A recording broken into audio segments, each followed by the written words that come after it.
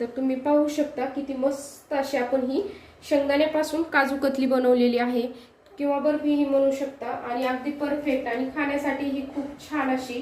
तर हे पहा मी तुम्हाला अगदी म्हणजे तोडून दाखवते किती मस्त अशी आपली ही शेंगदाण्याची काजू कतली होते। हे पहा आणि रक्षाबंधन विशेष अशी ही काजू कतली मी तुम्हाला बनवून दाखवणार आहे। चला तर बनवूया। अगदी कमी साहित्यामध्ये होते। शेंगदाणे की नाही आता भाजून घेणार आहोत अगदी कमी गॅसवर। चला तर भाजूया। तर पाहू शकता 1 वाटी आपण हे शेंगदाणे घेतलेले आहे। आपण हे शेंगदाणे अगदी सारखे भाजत असताना असे सारखे हलवणार आहोत।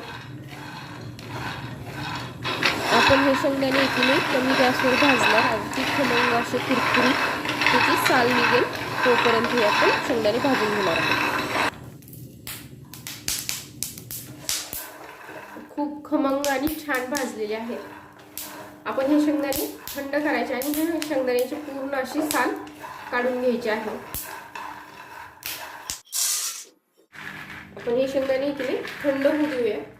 थंड झाले हे पहा या प्रकारे अशी सगळी साल आहे की नाही आपण ही शेंगदाण्याची काढून घ्यायची अगदी। तर पाहू शकता मी ही शेंगदाण्याची सगळी साल आहे की नाही अशी काढून घेतलेली आहे।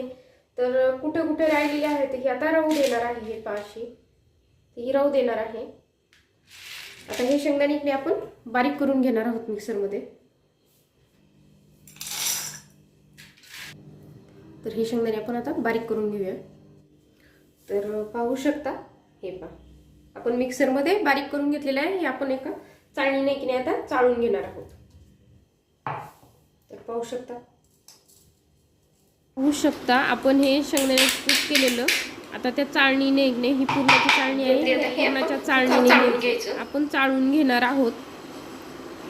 तर अगदी मस्त असं हे आता लगेच आपण पीठ चाळून घेऊया सगळंच।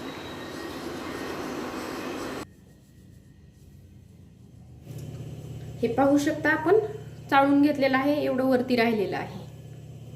लगेच पाक बनवणार आहोत। तर पाहू शकता आपले 1 वाटी शेंगदाणे होते तर अर्धी वाटी आपण ही साखर घेतलेली आहे। इथं जर तुम्हाला वाढवायची असेल जास्त गोड म्हणजे आवडत असेल तर तुम्ही घेऊ शकता पण अर्धी वाटीच भरपूर होते। पाणी साखर भिजेल एवढं पाणी टाकायचं आणि अगदी कमी गॅसवर आपण ही साखर विरघळून घेणार आहोत। आपल्याला पाक करायचा नाहीये एक तारी पाक पण नाही करायचा अगदी आपल्याला साखरेचं सिरप करायचं आहे आणि ते थोडंसं चिकट करायचं आहे।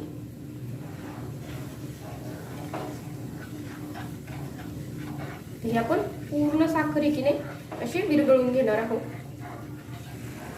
तर पाहू शकता आपली साखर की नाही पूर्ण अशी विरघळलेली आहे। कशी बुडबुडे येत आहेत आलेले आहेत खाली। आपण अगदी थोडंसं चिकट होऊ देऊया। पाहू शकता आपली म्हणजे साखर पूर्ण विरघळलेली आहे। थोडं सिरप हे चिकट झालेलं आहे। यामध्ये आता शेंगदाण्याचं कूट यामध्ये मिक्स करून घेणार आहोत। आपली साखर पूर्ण विरघळलेली आहे।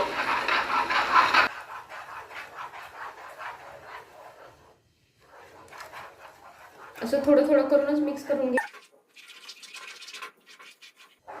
तर पाहू शकता थोडं थोडं पीठ टाकून हे सगळं मी आता व्यवस्थित मिक्स करून घेत आहे आणि गॅस अगदी कमी केलेला आहे आणि हे सगळं असं आता आपण एकजीव करून घेणार।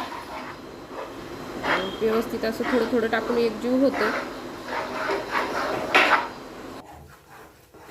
तर पाहू शकता हे आपण असं व्यवस्थित आता मिक्स करून घेणार आहोत। तर पाहू शकता आपण हे पीठ व्यवस्थित मिक्स करून घेतलेलं आहे आणि हे पीठ आपण कमी गॅसवर आपण पॅन जोपर्यंत हे पीठ सोडत नाही तोपर्यंत हे असं कमी गॅसवर आपण चांगलं परतून घेणार आहोत। पाहू शकता गॅस बंद केलेला आहे। अगदी आपला पॅन गरम आहे। आपला पॅन एक नाही थंड होईपर्यंत आपण हे थोडंसं हलवून घेणार आहोत।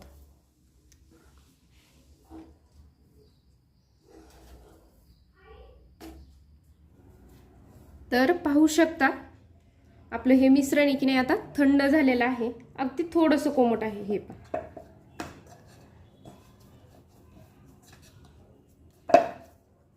याचा की नाही आता आपण असं पोळीला आपण कसं गोळा करतो तसा गोळा करून घेणार. हे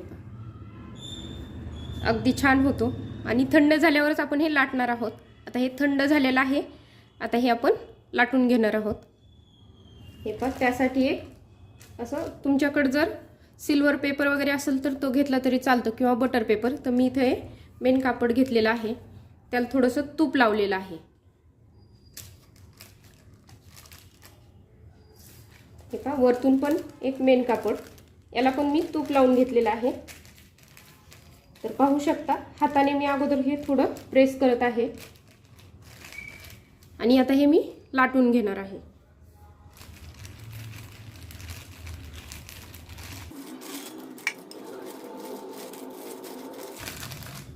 तर हे पहा आपल्याला हे एकदम पातळ लाटायचं नाहीये.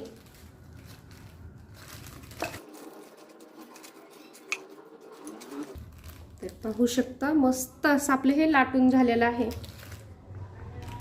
हे पहा अगदी सहज आपलं हे मेन कापड निघतं.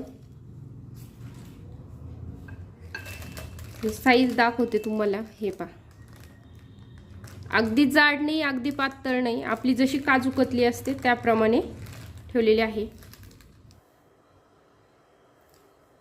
तर तुम्ही पाहू शकता असं या प्रकारे मी हे लाटून घेतलेलं आहे. आता हे आपण कट करून घेणार आहोत.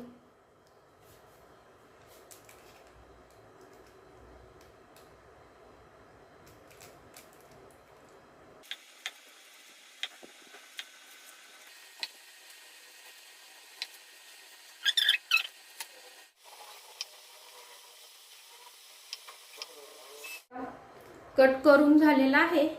मी तुम्हाला तर काढून दाखवते.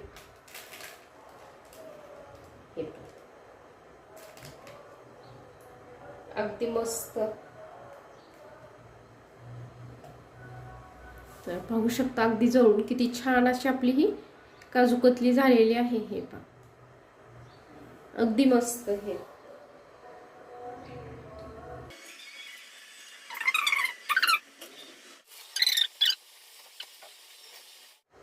पाहू शकताय किती अप्रतिम अशी ही काजू कतली बनवून तयार झालेली आहे.